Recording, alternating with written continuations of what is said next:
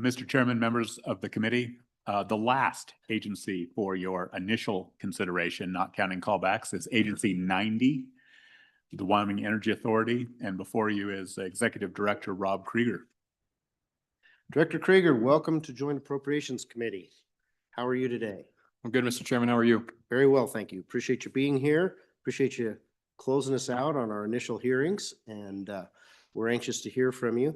So I'll let you go ahead and present your opening remarks. We would like, I don't see any exception requests, so really give us the whole show and then we'll open it up to questions.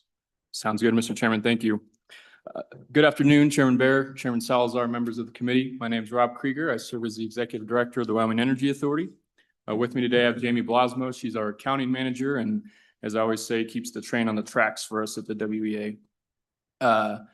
As you mentioned, we don't have an exception request in front of you all today, so I thought, since I don't get the pleasure of coming in front of this committee often, that I'd go over sort of what we do and some of the things that we've achieved over the last year.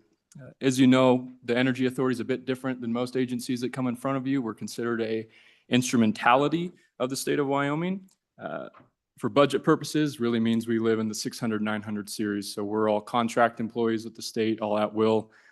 Another difference is that I report to a board of directors, 7 voting members that come from industry. So I have members from the coal industry, the oil and gas industry, renewables, and the utility space.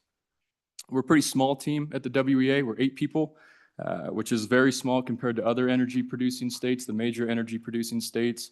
But I am proud of the partnerships we have with other energy entities around the state. So we work very closely with the Enhanced Oil Recovery Institute, the School of Energy Resources, DEQ, and the likes, which I think is important because one thing that I think government does poorly is reinvents the wheel often. We try to avoid that by making sure we collaborate with those other entities that maybe do regulations or things that we don't do. And then the second is it helps us really drive our number one industry forward, having that concise voice on what we're doing. Our mission at the Energy Authority is to advance Wyoming energy and natural resources. We do that through a variety of ways, but I thought for today's discussion, I talk about 2 main avenues, how we drive our mission. One is through incentives, and the other is through policy work. I thought I'd take those in reverse order and point out, as I said, some of the highlights that we've had over the last year. Obviously, in the energy space, things have changed with the Trump administration coming into office. As I often tell folks, we have gone from defense to offense, which is great, but also there's a lot of demand for us to get some things done quickly. One thing that was evident with this new administration and sort of the guidance they were having on energy was on day one, excuse me, as you all know, President Trump signed the Unleashing American Energy Executive Order. What that order really did was pulled back some regulations from the previous administration, but also gave very clear guidance to the Department of Energy, the Department of Interior, and the EPA on what the president was wanting to get done around energy dominance. He followed that up with an executive order, actually 4 executive orders around expanding nuclear energy in America. And lastly, some executive orders related to coal, which included about over $600 million to expand America's coal industry. $100 million of that was to, reinvigorate and restore America's coal plants. Obviously, we would love for that to be the coal plants that are here in Wyoming, but we also keep tabs on the coal plants that use Wyoming coal. So we're hoping that that money will go to those coal plants as well. Director Krieger, of those dollars spent on coal, how much of that was carbon sequestration and how much of that was not carbon sequestration? Mr. Chairman, that fund so far has not really been deployed yet. They stood that up after the executive order that the president signed. Reading through a lot of what they're aimed at doing, it didn't look like there was much set aside for carbon capture. It looked like modernizing some of these, if there was old equipment from ones that maybe were extending their retirement dates, that seemed to be what it was geared towards. So, Mr. Chairman, another thing about having this new administration in is we certainly have a trusted partner now. I think when you look at enhancing our domestic energy production, that's what the president wants to do. Obviously, we're a major energy state, so that should come from Wyoming. I was honored to recently be appointed to the United States National Coal Council by Secretary Wright. Thank you. We have our first meeting next week. And really excited to see what we can get out of that. That is comprised of the Secretary of Energy, Secretary of Interior, the EPA Administrator, and CEOs from the major coal companies around this country. I know I've talked to you, Mr. Chairman, about this, but for all of you, I'm there to represent the state. So if you have any input that you would like me to bring out there, I'm all ears and would be happy to do that. One other thing on the federal policy side that I wanted to cover is the Clean Power Plan 2.0. As you all know, you set aside a coal litigation fund in the governor's office years back. Under the Biden administration, when they rolled out the Clean Power Plan 2.0, which essentially was shut down coal, was the easy way of putting that.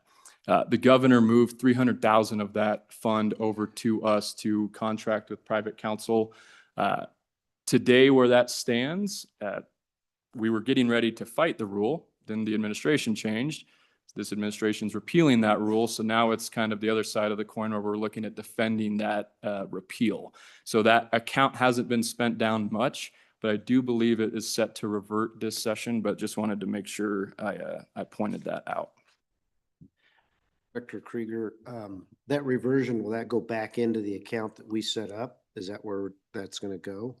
Mr. Chairman, that's housed at the governor's office, so I might phone a friend with Director Hibbert if I could. I'm talking about the $1.2 million fund that we set up for coal litigation. Mr. Chairman, we'll research that for you. Okay. All right. Please proceed. Thank you, Mr. Chairman. One other thing we do on the federal side is the state energy program. This has been around for decades. Really what this is fully federal funded grants that we supply to schools, nonprofits, small businesses to reduce their energy costs. So whether that's to upgrade lights, HVAC systems, whatever it may be, we have energy auditor in the state that goes around, sees what they might need, and we deploy those grants that way. This last year, we put out $725,000. Again, that's all federally funded, but that's resulted in an annual saving of $104,000 a year for those businesses on their electricity costs. As I move to more state level highlights, I would point out that every year we have a state legislator tour to our coal mines, out of state legislators. As I mentioned earlier, as you all know, our coal goes all over this country. So we really try to bring other legislators out to see what their communities are getting and why their lights are on and their costs are hopefully low. This year we had 15 state legislators from Texas, Nebraska, Missouri, Iowa, Arkansas, and Utah. It's, for us, it seems like a simple thing, but it's interesting. I was standing with a legislator from Arkansas this year, and he asked a question. He was very pro-coal and wanted to keep it going in his state, but he said, "Are we going to run out?" And I said, well, I said, look as far as you can west and that way, and as far as your eye can see, there's coal under that ground. So not anytime soon. We also were tasked with implementing a couple pieces of legislation from last year. As you all remember, Senate File 17 was the bill that was essentially the state's hope to levelize the 45Q playing field for enhanced oil recovery. We worked before that bill became law and had it ready to roll on July 1. There was one kicker in that bill that if the federal government decided to do this, then that bill would be voided. And as you all know, the president signed the One Big Beautiful Bill Act on July 4th. So it was a quick program for us. It was about 3 days, which is good. We still got what we needed out of that. Second bill would be Senate File 138, which was a study for the impact of the energy sector on Wyoming's economy as a whole. I don't need to remind this committee what impact it is, but obviously a really large portion of our economy varies between years, but 21 to 25% of the state's GDP, which is quite large. That full report is on our website, and we'd be happy to email it to all of you as well. It breaks down by mineral and energy source as well, so you can see the jobs and revenues and those sort of things from coal, oil, gas, wind, you name it. It also breaks it down by region to see what's the main driver in energy in that region. And lastly, on the state side, we did an interim topic with the Joint Corporations Committee around electricity costs, how the state's going to handle large loads. Obviously, that's a big topic. We've seen rate increases over the past couple of years and how the state wants to handle that. as well as around third-party or behind-the-meter generation and how we want to tackle that issue as well, to make sure that ratepayers and residential ratepayers aren't impacted, but we can still see some of the opportunities that are in front of us as it relates to these new projects. They did not craft a bill this session. It sounds like they're going to kick that to another interim topic to dive a little deeper to have in front of you all in the next general session. Do we have time? I mean, if we don't get a bill out, and I'm not sure there's a lot that the legislature can do about this, but if there is something that we can do, is delaying really, is that going to work? Because it looks to me like these rates are coming. Yeah, Mr. Chairman, that is a good question and a difficult question.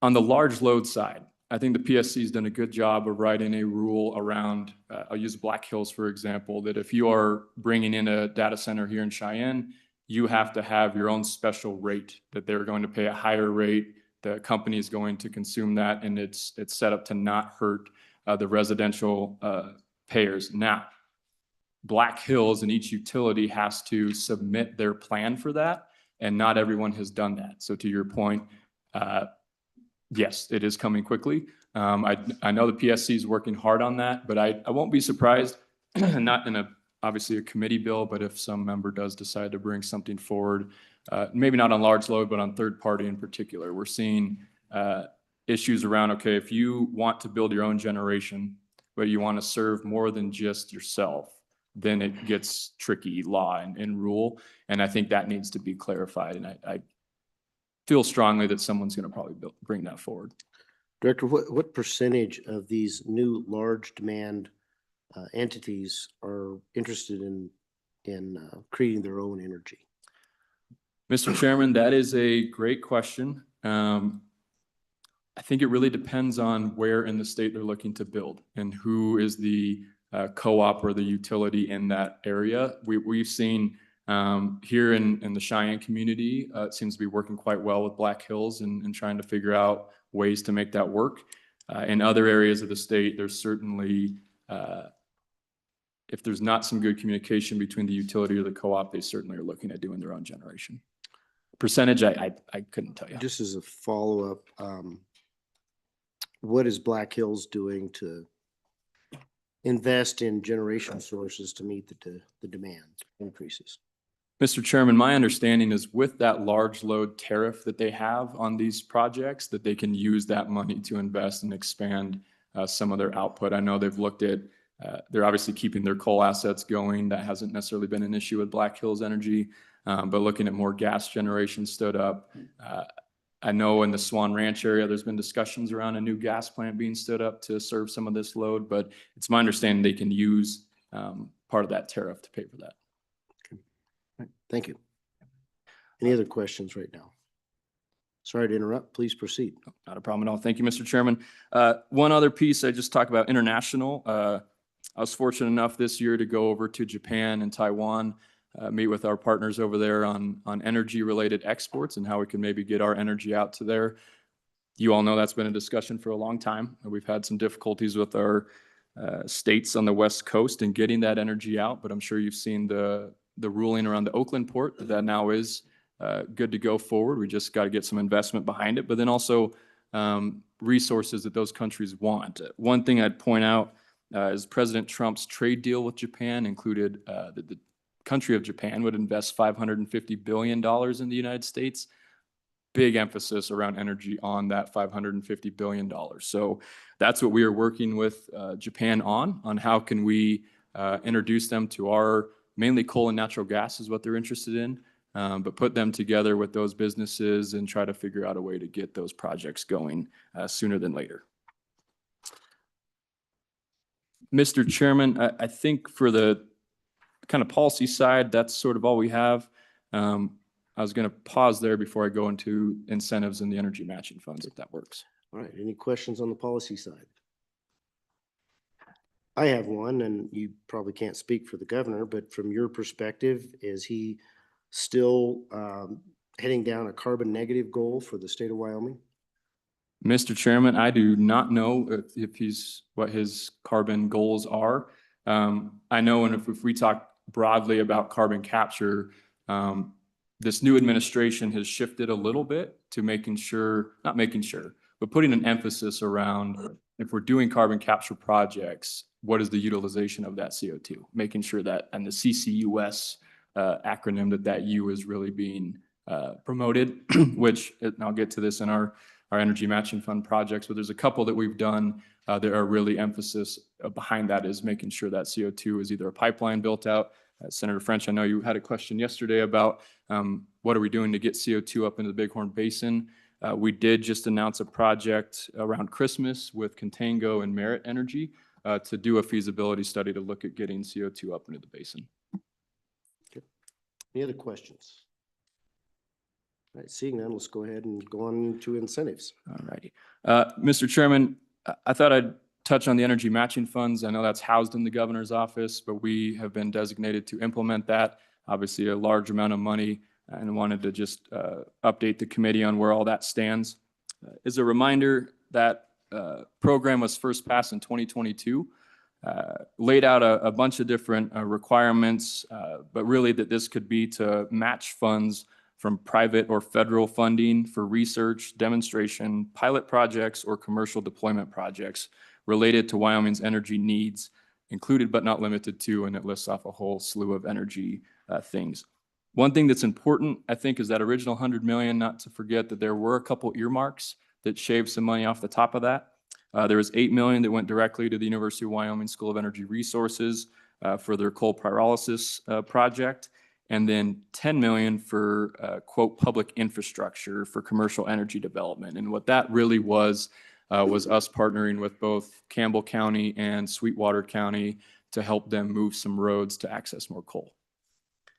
The governor, as I said, delegated that administration of that fund to us, and over subsequent years, the legislature appropriated $55 million to that fund, so the total pot is 155. To date, we have started 27 projects across the state. We've invested 141 million of that 155. And as I mentioned, there's a 1-to-1 match ratio requirement that we have to meet. I'm very proud that of the 141 million that we've invested, we've actually leveraged $430 million on top of that, whether that be federal or private money coming in. This summer, we decided to not hit pause, but almost put a pin in the point in time and have a third party do economic analysis for the ROI that we're expected to get on these projects. And just high level figures, we didn't want to go too far out. Some of these projects, especially like EOR projects, take a while to produce. So we didn't want to come to you guys and say, well, we're going to get however much money in 50 years, because that's not super helpful. So we limited it to within the next decade. And from that 130 million at the time investment, it's anticipated to increase the state's GDP by 1.2 billion over the next 10 years. Where that fund stands today, I think for you all as appropriators, there's $13.3 million remaining in that fund. And we are currently in a review period for a round where the asks are 22.3 million. Obviously, I know that's more than what's left. That happens every round. We, as we go through these projects, we say no to a lot more people than we say yes to. So that was section 321. I also wanted to pause there before I moved on to the large energy fund. Questions on section 321? Okay. Okay. That third party that you're going to get an ROI from, who is that? Is the contract set? When do you expect results of that? Mr. Chairman, that has concluded. We already, I was with Deloitte consulting firm. They did that this summer. It was a pretty quick turnaround, and I can get that readout to all of you as well. That breaks down. So is that where the 1.3 billion came from? Do you already have that result then? Mr. Chairman, the 1.2 billion is what's anticipated increase to GSP, gross state product, over the next 10 years from those projects. And that came from the report? Yes, sir.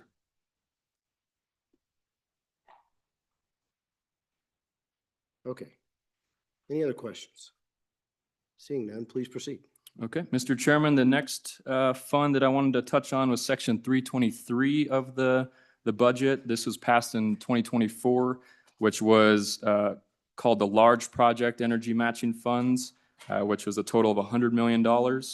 Very similar language to Section 321, but I did want to point out that you all as the legislature clearly defined that we as the WEA were to implement that project review and whatnot and have the governor approve, and that no award shall be granted that would obligate the state to any future financial commitment. That was not in the 321, but was in 323. And then lastly, large project was defined as the state's participation being at least $50 million or more. So that was the caveat that defined a large project. I'm sure you all are aware, but the review committee that we have recommended one project to the governor out of this fund, which he awarded before Christmas, which is $100 million to BWXT for a TRISO fuel fabrication facility in Gillette. They are coming, it's a 1-to-1 match requirement again, but they are coming to the table with over $470 million for that project. And as a reminder, the nuclear fuel process, you mine the uranium, mill it, and convert it, enrich it, and then fabricate it before it goes into the reactor. That fabrication piece is what this project is up in Gillette. So, Mr. Chairman, as I mentioned, that's the only project out of that fund. And with that, I'd be happy to stand for any questions. Questions on the large energy matching funds? Okay, one project, 100 million. So we got it all done in one. Yes, sir. Kind of last minute. Mr. Chairman. Yes, go ahead. Thank you, Mr. Chairman. And Director, thanks for being here. And this is on me for not paying attention better. When was that application submitted? How long did that process take for that isofuel plant, and kind of what does that process look like? It just kind of walked me through that. Yeah, Mr. Chairman, Representative Haraldson, it's a great question.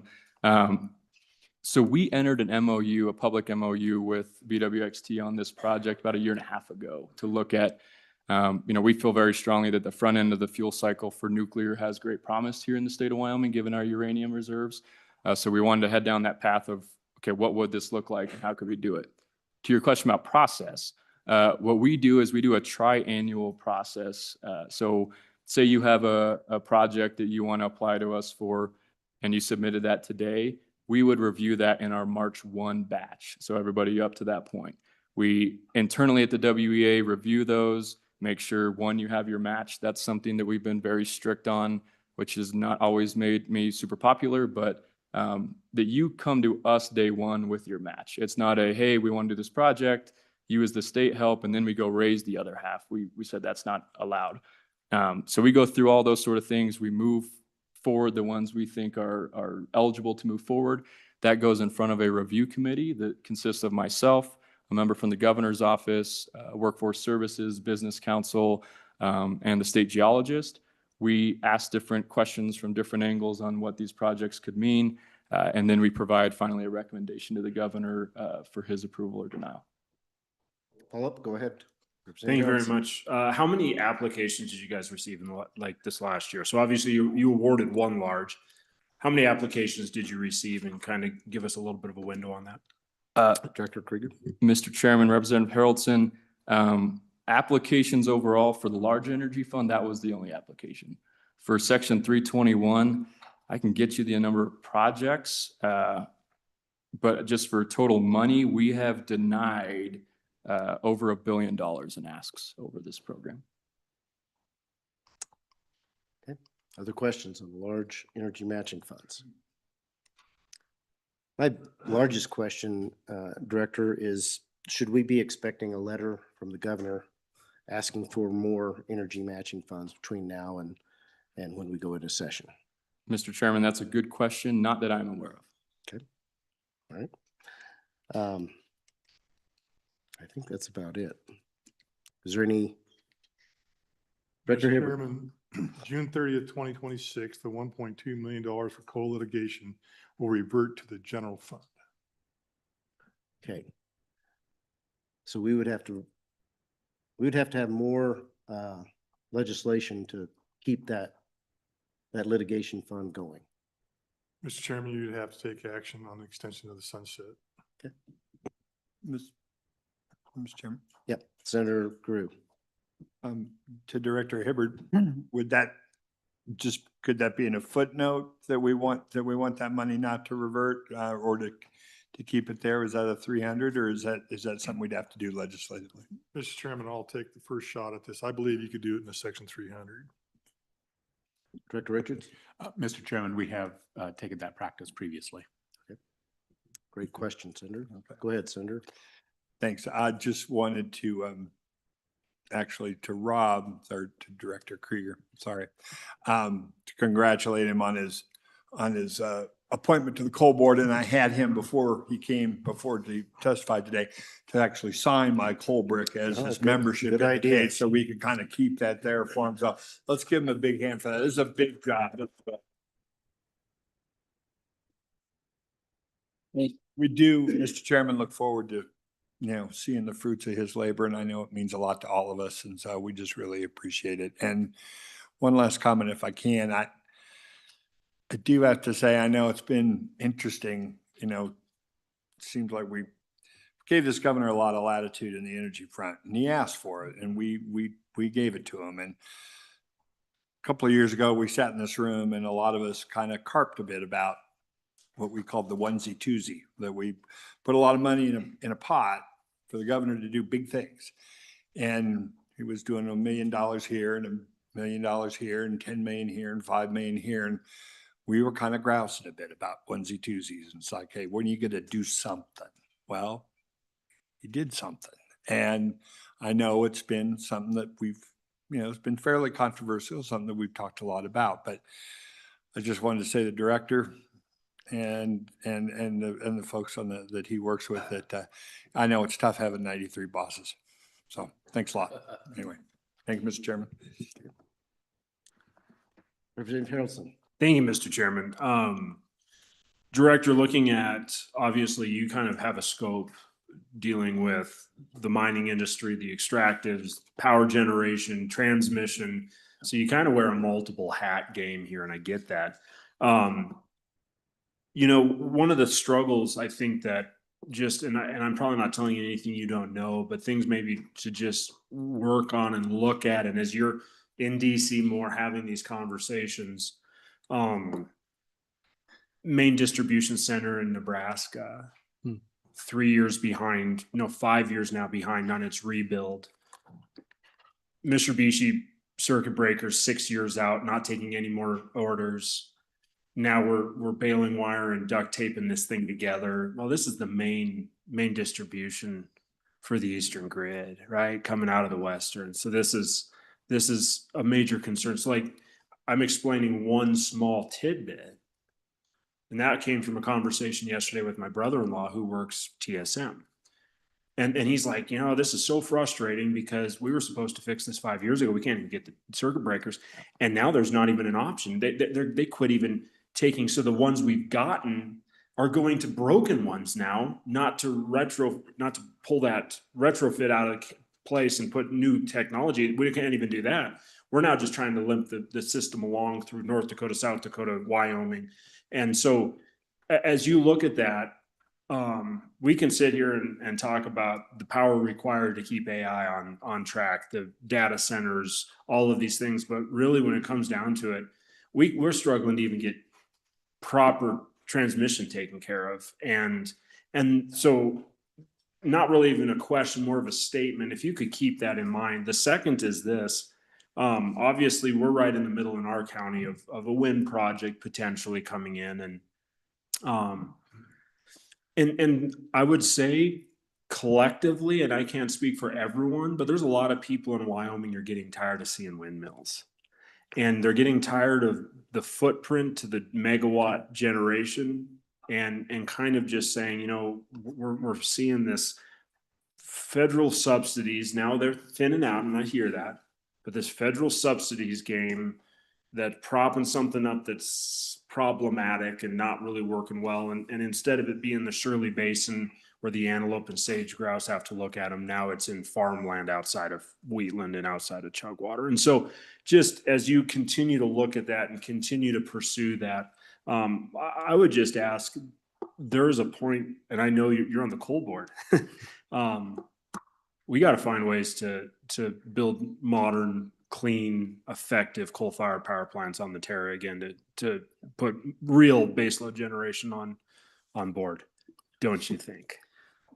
Director Krieger? Mr. Chairman, yes, I do think so. I didn't go through all the projects we've done, but one of the other recent projects that we partnered with Basin Electric on was to start a feed study at looking at building a new coal plant up in Gillette, which I know a lot of states have talked about this, about wanting to do it. I think we're really showing that we do want to do this. Good. But I will say that feed study will come back and show us how much is this going to cost? To your point on supply chain issues. Matter of fact, we've met with Mitsubishi Heavy Industry in Japan quite frequently because of this issue that, huge demand, they're going to have to catch up. So how do we get our projects at the top of that list to make sure it happens? So I hear you loud and clear, and yeah, we share that. One more follow-up. Hold up, go ahead. Thank you, Mr. Chairman. How do we build them?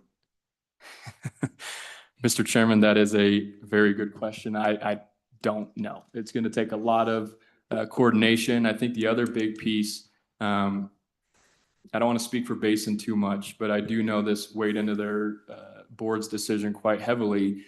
You're seeing a lot of gas generation stood up. And there is no question that there is a risk with coal, right? Right now, it's great. We got the administration that wants to help us. We know that those things change, right? And this could get caught up in something like that. I think us as the state partnering with them showed that, even if the federal administration changes, we are going to support you and we're going to back you because again, this plant would at a minimum take another 200 million tons of PRB coal a year. That's awesome. That's what we want. How we build all this, it's going to take a team effort for sure. Senator Driscoll? Mr. Chairman, thank you. I really appreciate what you've done. I think without the feed study, Basin would be in a very different place. And that's, our standing up and showing what we do, what you've been the spearhead of that is critical for us going forward. Can you walk us down, and I'm going to get in an area, and I don't want you guys beating me up over being green, but so many of these projects are tied back to different policies and things federally that go. And, I know of one of our major oil companies has got a $4 or $5 billion sequestration project going on. There's others. Without disclosing names or confidential stuff, can you give me an idea how many billions of dollars of projects that are in the pipeline out there across the board? Because I only see pieces of them. And I keep hearing about them, everything from carbon sequestration to you name it, going across the board. And how much a role do we play in that and how we support it? Because, I have frustration in the fact that I despise a lot of the federal programs with a passion. Some of the very ones I despise, I use myself. And my answers, don't hate me for using the program, hate the program and try to get rid of it. And I fully agree with us doing that. But I think it's at our peril if we tell you that you can't look at anything that we look as green, because I look at these major oil companies that are going. I look at coal companies. They all have a green component to them at this point. How do we keep ourselves so that we're not shooting ourselves in the foot? Because I can assure you that states to the north, east, west, and south of us are more than happy to accept companies if we're going to run them out, because they won't do business here because of green components. Can you, and I'm not trying to get you where you're in hot water on it, but I'm trying to be where Wyoming's open for business. We want to make it clear that we will accept anyone that's doing business locally to come here and create jobs and create wealth for the state. How do we navigate those waters without getting ourselves there? And I realize I'm putting you in a sticky spot, but I just heard the question about where's the governor at on green? And mine is, if I was governor, I'd probably get rocks thrown at me, because I'd just soon, if it means keeping a coal-fired power plant open, if I've got to take 45Q money and sequester carbon at $80 a ton, I'd just soon burn the coal. Principle's one thing, another thing's action. So I'm asking you just kind of run, and then also talk about how many billions of dollars of projects are either here or possibly at risk if we want to aggressively go after the quote green. What's the potential peril to the state? Director? Mr. Chairman, Senator Driscoll, I'll try to unpackage that a little bit.